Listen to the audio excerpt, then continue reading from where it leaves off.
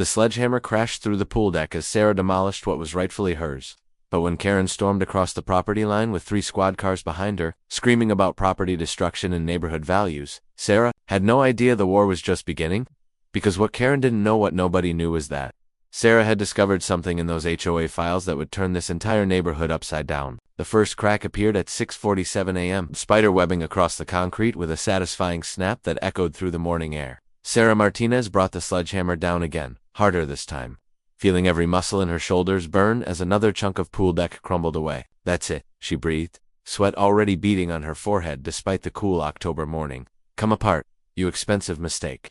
The pool had been her ex-husband Derek's obsession, a $40,000 kidney shade monument to his midlife crisis that had dominated their backyard for 3 years. Now, 6 months after their divorce was finalized, Sarah was finally free to reclaim her space, her property, her life. She hefted the hammer again, this time aiming for the decorative tile border that Derek had insisted on.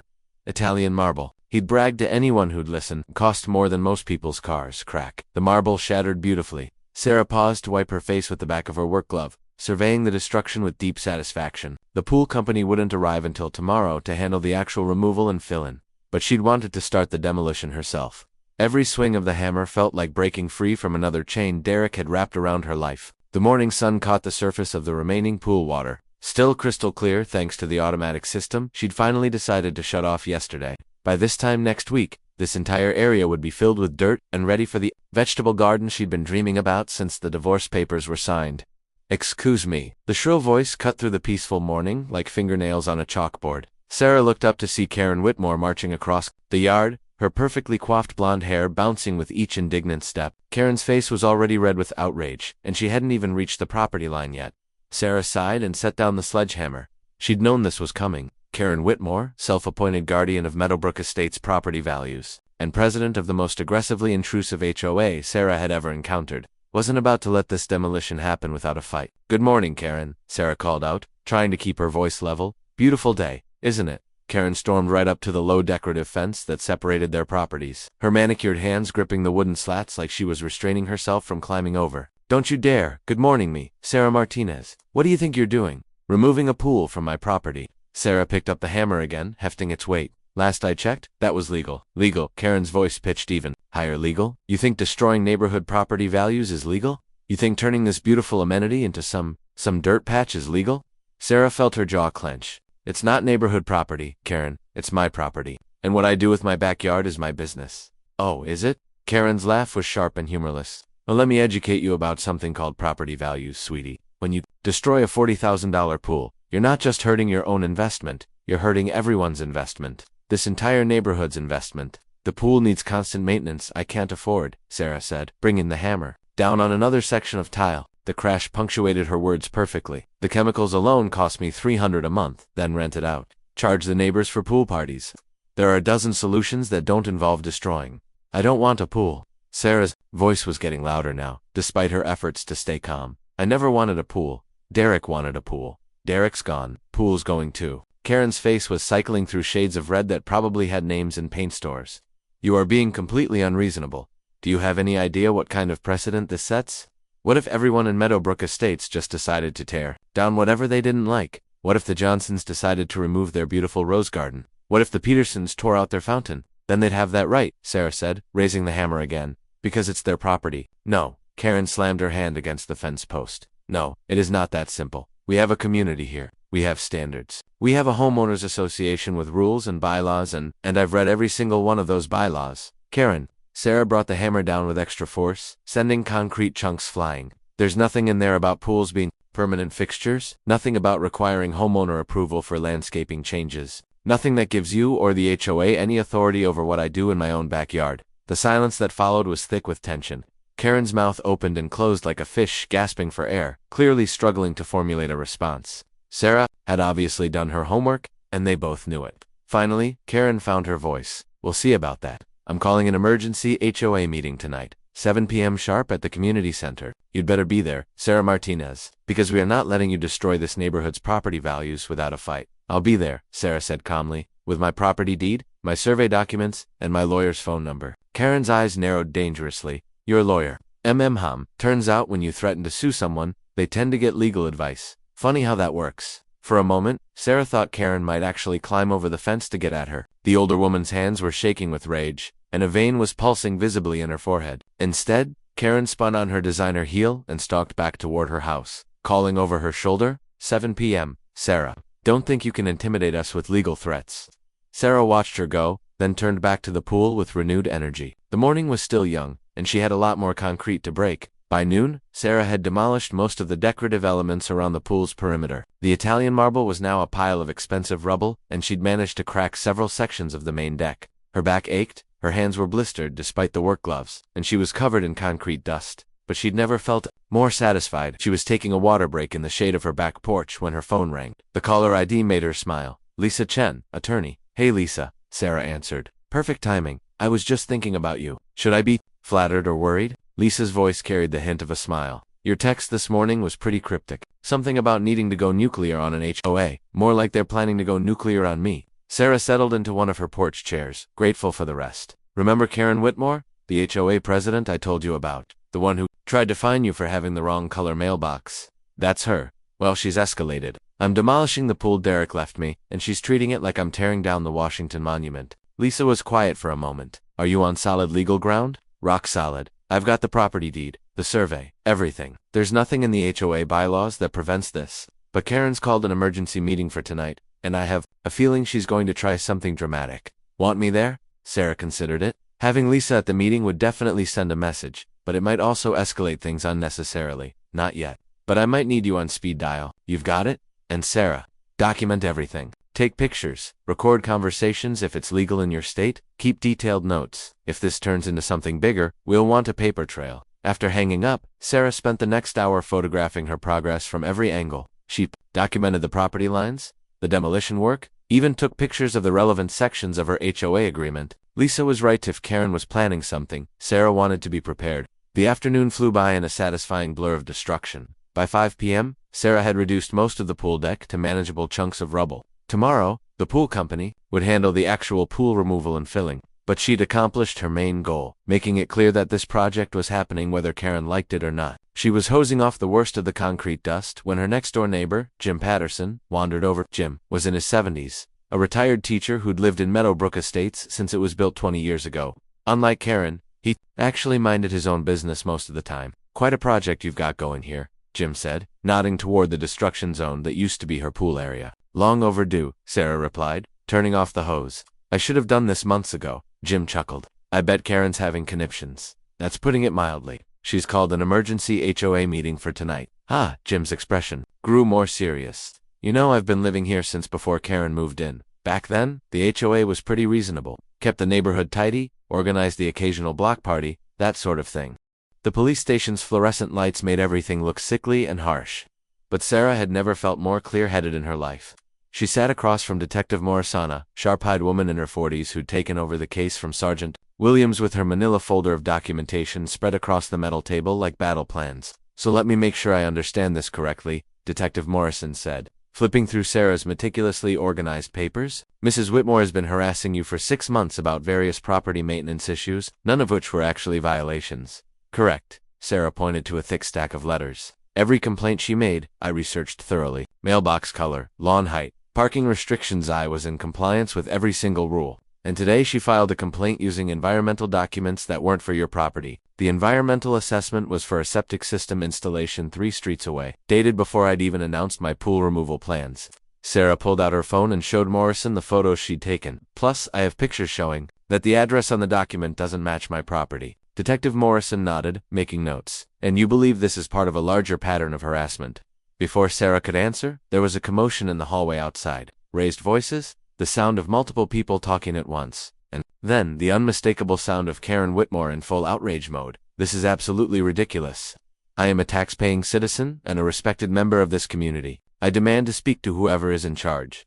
Detective Morrison's eyebrows rose slightly. Mrs. Whitmore seems passionate about her position. That's one word for it, Sarah muttered. The door opened and Sergeant Williams stepped in, looking harried. Detective Morrison, Mrs. Whitmore has brought some additional people with her. Says they're witnesses to Mrs. Martinez's destructive behavior. Through the open door, Sarah could see Karen in the hallway, surrounded by 4 other people she recognized from the neighborhood. There was Margaret Chen from 2 streets over, Bob Rodriguez, who lived behind the community center, elderly Mrs. Patterson, Jim's wife, and, surprisingly, Derek's former best friend, Mike Sullivan, witnesses. Sarah felt her stomach drop. What could they possibly be witnesses to? Detective Morrison stood up.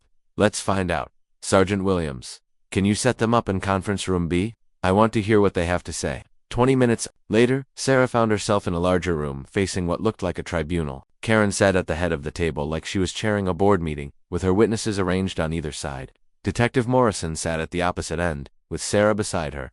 Mrs. Whitmore, Detective Morrison began, you've brought these people to provide testimony about Mrs. Martinez's property demolition. Let's start with what they observed. Karen's confidence seemed to have returned in full force. Detective, what we have here is a pattern of destructive and antisocial behavior that threatens the safety and property values of our entire community. She gestured to Margaret Chen. Margaret, tell the detective what you saw this morning. Margaret shifted uncomfortably in her chair. She was a quiet woman in her 60s who Sarah had always liked during their brief neighborhood interactions. Well, I saw Sarah with a sledgehammer, hitting the pool area. There was concrete flying everywhere, and it was very loud. And how did this make you feel, Margaret? Karen prompted. Like a lawyer leading a witness. It was ... concerning. I mean, all that destruction right in the middle of the neighborhood. Detective Morrison made a note. Mrs. Chen, was Mrs. Martinez's demolition work affecting your property in any way? Margaret looked confused. Affecting my property? No, I don't think so. I mean, I could hear it, but you were concerned about the destruction itself, Morrison prompted. I guess so. It just seemed so ... violent. Sarah felt a flash of irritation. Violent. She was demolishing concrete on her own property, not staging a medieval siege, but she kept her mouth shut and let Morrison handle the questioning. Mr. Rodriguez, Morrison continued, what did you observe? Bob Rodriguez was a heavy-set man in his 50s who worked construction, so Sarah had expected him to understand the realities of demolition work. His response surprised her. Look, I know demo work when I see it, Bob said, and what Sarah was doing this morning was reckless. No safety equipment, no containment barriers, no consideration for debris control. In my line of work, that kind of operation would be shut down immediately. Karen practically beamed. Thank you, Bob. And the potential for injury to neighborhood children? Definitely a concern. Kids cut through that yard all the time to get to the community center. Flying concrete could seriously injure someone. Sarah started to object, but Detective Morrison put a hand on her arm. Let them finish, she murmured. Mrs. Patterson spoke next, her elderly voice trembling slightly. I've lived in this neighborhood for 18 years, Detective, and I've never seen anything like what happened this morning. The noise, the destruction. It felt like violence was coming to our quiet community. The word violence again. Sarah was starting to see the pattern in their testimonies. They were all using similar language, similar talking points. This wasn't spontaneous witness testimony. This was coordinated. Finally, Karen turned to Mike Sullivan, and Sarah felt her blood run cold. Mike had been Derek's best friend and drinking buddy, the one who'd encouraged Derek's worst impulses during their marriage. She hadn't seen him since the divorce, and his presence here made no sense. Mike, Karen said, you have a unique perspective on this situation. Can you tell Detective Morrison about Sarah's history with the pool? Mike leaned back in his chair, and Sarah could smell alcohol on his breath even from across the table. Well, Detective, I've known Sarah and Derek for years. That pool was Derek's pride and joy. He put everything into it. Sarah always hated it, always complained about the cost, the maintenance, everything. And since the divorce, Karen prompted, since the divorce, she's been on a rampage, destroying everything Derek loved about that house. First, she painted over his workshop. Then she threw out his tools. And now she's literally taking a sledgehammer to his pool. Mike's voice was getting louder, more animated. It's like she's trying to erase every trace of him from that property. Sarah felt her face burning. That's not Mrs. Martinez, Detective Morrison said quietly. Let him finish. Mike was on a roll now, and the thing is, Detective, that pool was partly mine too. Derek and I had an agreement. I helped him build the deck, and I was supposed to have access for family barbecues and parties. Sarah's destroying property that I invested labor in. The silence that followed was thick with implications. Sarah stared at Mike, trying to process what he'd just said. An agreement about pool access. Investment of labor. This was news to her. Mr. Sullivan, Detective Morrison said carefully, do you have documentation of this agreement with Mr. Martinez? Mike shifted uncomfortably. It was a handshake deal. Friends helping friends, you know? But I've got pictures of me working on that deck, receipts for materials I bought. Sarah found her voice. Mike, you came over drunk one weekend and helped Derek lay some tiles. That doesn't give you property rights to my pool. It was more than one weekend, Mike shot back. I put in dozens of hours on that project. And Derek promised me access as long as he owned the house.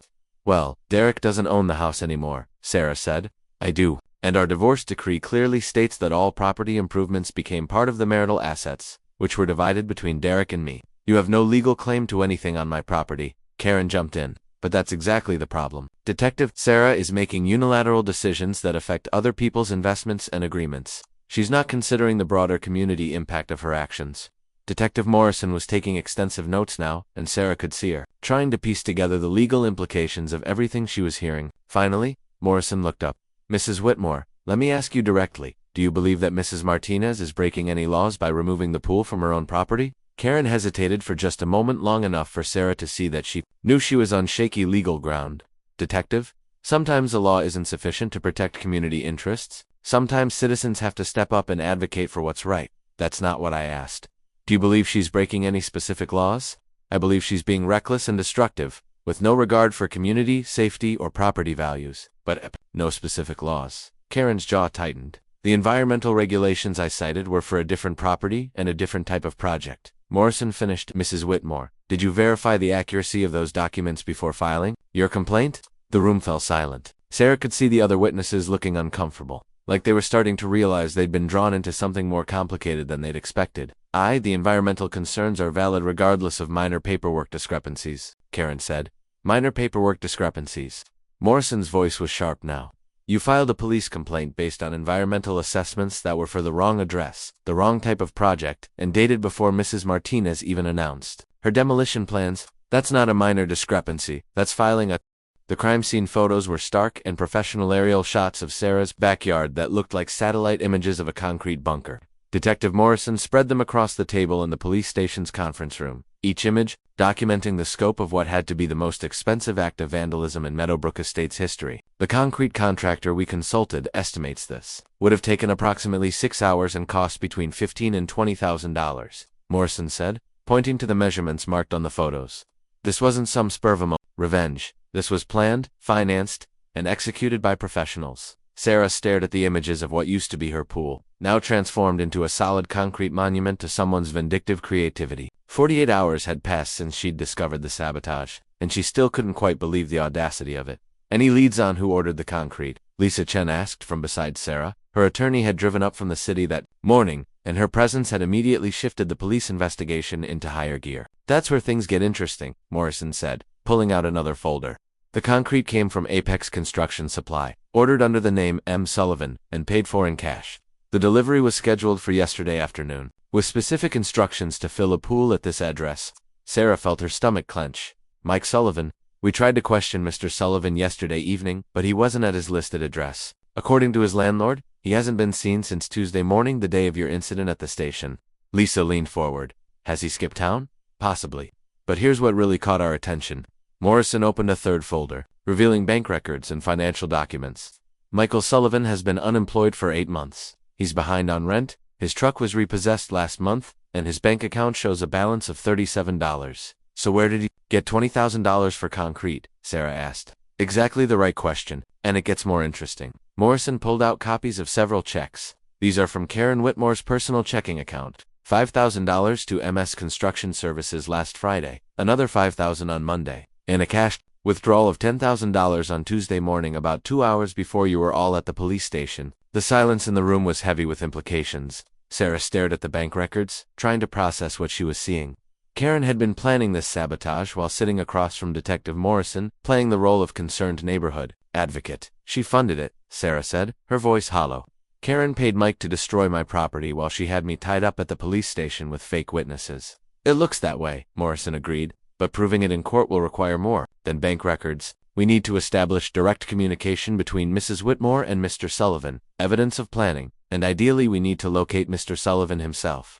Lisa was studying the financial documents. Detective, these bank records, how did you obtain them? Mrs. Whitmore's bank flagged the unusual activity pattern and reported it as potentially suspicious. Large cash withdrawals combined with payments to unlicensed contractors sometimes indicate money laundering or fraud, and the concrete company fully cooperated once we explained the situation. Apex Construction has security cameras that show Mr. Sullivan placing the order and paying in cash. They also have the delivery driver's statement. He said Mr. Sullivan met him at the property and directed the concrete pour. Sarah felt a spark of hope. So you have Mike on camera committing the vandalism. We have him on camera ordering the concrete and directing the pour. Whether that constitutes vandalism depends on whether he had permission to be on your property and authorization to make those modifications. The hope flickered and died. He didn't have permission. But how do we prove that? Morrison smiled grimly. Actually, that's where Mr. Sullivan made his first mistake. The delivery driver asked him to sign a property authorization form, standard procedure for concrete pours. Mr. Sullivan signed it, claiming to be the property owner. Lisa perked up. He signed a false document claiming ownership of Sarah's property. He signed a document stating that he was Michael Sullivan, property owner of 1247 Maple Street, and that he authorized the concrete pour. That's fraud, forgery, and criminal vandalism all in one signature. Sarah felt the first real satisfaction she'd experienced in days. So you can arrest him. If we can find him, like I said, he seems to have disappeared right after the concrete was poured. Knock on the conference room door interrupted them. A uniformed officer peered in. Detective Morrison, there's someone here to see you about the Meadowbrook case. Says she has information about Mike Sullivan. Morrison exchanged glances with Sarah and Lisa. Send them in. The woman who entered was someone Sarah recognized but had never actually met. A heavyset blonde in her 40s, wearing scrubs and looking nervous. She introduced herself as Tracy Sullivan, Mike's ex-wife. I heard through my neighbor that Mike was in trouble with the police, Tracy said, taking the offered chair. I'm not surprised, honestly. Mike's been spiraling since our divorce, 2 years ago. Mrs. Sullivan, Morrison said, when did you last see your ex-husband? Tuesday night? He showed up at my apartment around 10 p.m., drunk and ranting about some woman named Sarah who was destroying Derek's pool. He kept saying he was going to make her pay for disrespecting Derek's memory. Sarah felt ice in her veins. He mentioned me specifically. Tracy nodded. He was obsessed with this idea that you were trying to erase Derek from existence. He kept talking about how you'd painted over Derek's workshop, thrown out his tools, and now you were destroying the pool that he and Derek built together. Did he say anything about concrete, or about getting money from someone? Morrison asked. Tracy hesitated, then seemed to make a decision. He had a thick envelope of cash with him, more money than I'd seen Mike have in years. He was waving it around, saying someone was finally paying him what he was worth. Did he say who gave him the money? Some woman in your neighborhood who understood the importance of preserving Derek's legacy. That's exactly how he said it, like he was quoting someone. Lisa and Sarah exchanged glances. That sounded exactly like Karen's dramatic rhetoric about community values and property preservation. Mrs. Sullivan, Morrison continued, did your ex-husband say anything about his plans, where he was going, what he intended to do next? Tracy's expression grew more troubled. That's actually why I came in. Mike said the concrete thing was just the beginning. He said this Sarah woman was going to learn that some people's memories can't be destroyed, and that Derek's friends weren't going to let her get away with disrespecting him. Sarah felt her mouth go dry. Did he say what else he was planning? He mentioned something about Phase 2 and how his benefactor had big plans for making you understand your place in the community. Tracy looked directly at Sarah for the first time. I'm sorry, you must be Sarah. Mike's not a violent person usually, but when he drinks and gets fixated on something, I got scared. That's why I'm here. Where is he now? Morrison asked. I don't know. When he left my apartment Tuesday night, he said he was going somewhere to wait for the next signal and that I wouldn't see him for a while. But he left something behind. Tracy reached into her purse and pulled out a crumpled piece of paper. He dropped this when he was leaving. Morrison took the paper and unfolded it carefully. It was a hand-drawn map of the Meadowbrook Estates neighborhood, with various houses circled and labeled. Sarah's house was marked with a red X, but so were several other properties. What are these other markings? Lisa asked. Studying the map. Sarah recognized the addresses immediately. That's Jim Patterson's house, my neighbor who's been supportive. That's Margaret Chen's place. She was one of Karen's witnesses who turned against her at the police station. And that one, she pointed to another circled house. That's the Hendersons. They've been critical of Karen's HOA management. Morrison was studying the map intently. Mrs. Sullivan, did your ex-husband explain what these markings meant? He said something about expanding the lesson and making sure everyone in the neighborhood understood the consequences of opposing community standards. The conference room fell silent as the implications sank in. This wasn't just about Sarah's pool anymore. Karen and Mike were apparently planning some kind of broader campaign against anyone who'd opposed Karen's authority. Detective Lisa said carefully, this looks like conspiracy to commit multiple crimes. If Karen Whitmore is funding a campaign of property destruction against neighborhood residents, we need to find Mike Sullivan immediately, Morrison finished. And we need to warn the other residents who might be targets. Sarah felt a mixture of fear and anger. Karen escalated this to get back at me, but now she's planning to terrorize innocent neighbors. Jim Patterson is 73 years old. The Chensa in their 60s. What could she possibly accomplish by targeting them? Tracy Sullivan spoke up quietly. Mike kept talking about making an example and showing people what happens when they don't respect community values. He was really fixated on this idea that you had turned the whole neighborhood against some woman named Karen Whitmore. The emergency neighborhood meeting that Thursday evening wasn't officially sanctioned by the HOA, was organized by Detective Morrison and the Meadowbrook Estates residents who had become unwitting targets in Karen Whitmore's escalating war. Sarah arrived at the community center to find nearly 60 people packed into a space designed for 30, with patrol cars visible through every window.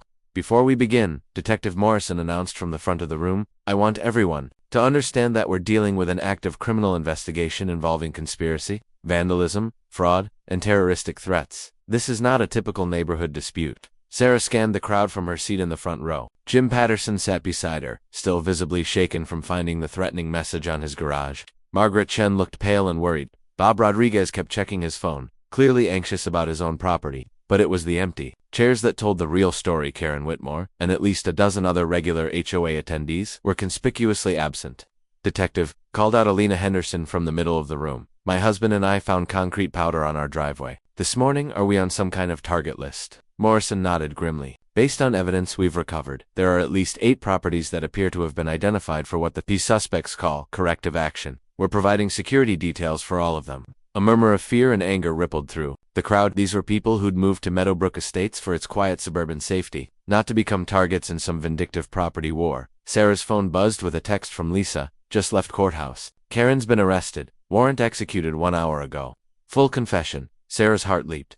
She caught Detective Morrison's eye and held up her phone. He nodded and stepped outside to take Lisa's call, leaving the room buzzing with nervous energy. When Morrison returned 5 minutes later, his expression was grim but satisfied. Ladies and gentlemen, I have an update. Karen Whitmore has been arrested and has provided a full confession to conspiracy charges, fraud, and funding criminal vandalism. The room erupted in shocked exclamations and relieved applause. Sarah felt a weight she hadn't realized she'd been carrying suddenly lift from her shoulders. However, Morrison continued, raising his voice to restore quiet. Mrs. Whitmore's confession has revealed the full scope of what we're dealing with. This wasn't just about Mrs. Martinez's pool. This was about establishing what Mrs. Whitmore called property value enforcement throughout the neighborhood. He pulled out a folder thick with documents. According to Mrs. Whitmore's statement, she and Mike Sullivan, along with at least 4 other conspirators, had developed a systematic plan to financially punish any homeowner who made property changes that might affect neighborhood values. What kind of punishment? Bob Rodriguez asked. Expensive vandalism designed to force homeowners to spend money restoring or improving their properties. The concrete-filled pool was just the beginning. They had plans for filling in vegetable gardens with decorative stone, replacing inappropriate plants with expensive landscaping, even unauthorizing modifications to home exteriors. Sarah felt sick. They were going to bankrupt people into compliance. Essentially, yes. Mrs. Whitmore's confession indicates she believed that if the financial consequences of poor property choices were severe enough, homeowners would naturally make decisions that preserved neighborhood property values. Alina Henderson stood up. Detective, you said there were 4 other conspirators. Have they been arrested? Morrison's expression darkened. That's where we have a problem. Mike Sullivan and the other 4 individuals mentioned in Mrs. Whitmore's confession have disappeared. We believe they're aware of her arrest and may be accelerating their timeline. The relief Sarah had felt moments earlier evaporated, accelerating how Mrs. Whitmore claims she tried to contact Sullivan this morning to call off all planned activities, but couldn't reach him. She believes he and the others may proceed with Phase 3, regardless of her arrest. What's Phase 3? Jim Patterson asked, his elderly voice shaking slightly. Morrison hesitated, clearly debating how much to reveal. According to Mrs. Whitmore, if the financial pressure tactics didn't work, the group planned to force property sales by making targeted homes uninhabitable. The silence that followed was deafening. Sarah felt like the air had been sucked out of the room. These people weren't just planning expensive vandalism, they were planning to drive families from their homes. Detective Sarah said, finding her voice. What exactly does uninhabitable mean? Contaminating water supplies? Damaging electrical systems? Introducing safety hazards that would force code violations and condemnation proceedings? Margaret Chen started crying quietly. Alina Henderson put her arm around the older woman, her own face white with shock. But here's what Mrs. Whitmore didn't expect. Morrison continued. When we executed the search warrant on her house this afternoon, we found detailed plans, financial records, and communication logs that she apparently thought she'd deleted from her computer. He pulled out a thick printout. Ladies and gentlemen, what we recovered isn't just evidence of the crimes that have already been committed, it's a complete blueprint for systematic property terrorism spanning the next 6 months. Sarah leaned forward. What did you find? Property assessments for every house in Meadowbrook Estates, ranking them by compliance, threat level, financial. Profiles of every homeowner, identifying who could afford expensive corrective measures and who would be forced to sell. Even psychological profiles based on social media activity and public records. The room buzzed with outraged conversation. Sarah felt violated in a way she hadn't expected. The idea that Conran had been analyzing and categorizing every aspect of her neighbors' lives was deeply disturbing. Most importantly, Morrison continued, we found the current location of Mike Sullivan and his crew. Every conversation in the room stopped instantly. They've been using the abandoned Hartwell property on the north edge of the neighborhood as a staging area. The house has been empty for 2 years since the foreclosure, and they've been storing equipment, supplies, and surveillance materials there. Sarah knew the Hartwell house, a large colonial that had sat empty after the family lost it during the 2008 financial crisis. It was isolated, surrounded by overgrown landscaping, and had a clear view of most of the neighborhood. We're executing a warrant on that property tonight, Morrison announced. But I want everyone here to understand that until we have all 5 individuals in custody, you need to maintain heightened security precautions. Bob Rodriguez raised his hand. Detective, what kind of equipment are we talking about? What were they planning to do? Morrison consulted his notes. Concrete pumping equipment. They planned to fill more pools and potentially foundation spaces. Industrial drain cleaning equipment that could be used to introduce contaminants into septic systems. Electrical testing equipment that could be used to create dangerous wiring conditions. The scope of the plan was breathtaking in its malicious creativity. Sarah realized that Karen's obsession with property values had morphed into something approaching domestic terrorism. There's one more thing, Morrison said. Mrs. Whitmore's confession included details about funding sources. This operation was expensive. We're talking about equipment rentals, material costs, and payments to accomplices totaling over $60,000. Where did she get that kind of money? Alina Henderson asked. Morrison pulled out another document. Mrs. Whitmore took out a second mortgage on her house 3 months ago. She's been planning this since June. Sarah felt a chill of realization. June was when I first started researching pool removal companies. She's been planning this since the day I started looking into getting rid of Derek's pool. That matches the timeline in her confession. Mrs. Whitmore viewed your pool removal as the first domino in what she called the degradation of Meadowbrook Estate's property standards. She was determined to make an example that would prevent anyone else from making similar choices. Jim Patterson shook his head sadly. I've known Karen for 15 years. She was always particular about the neighborhood, but this is insanity. Obsession can escalate gradually, Morrison agreed. What starts as reasonable concern about property maintenance can become pathological need for control, especially when combined with financial stress and social isolation. Sarah's phone buzzed again. Another text from Lisa. Karen wants to talk to you, says she has information about Sullivan's plans that she didn't include in her statement to police. Are you willing?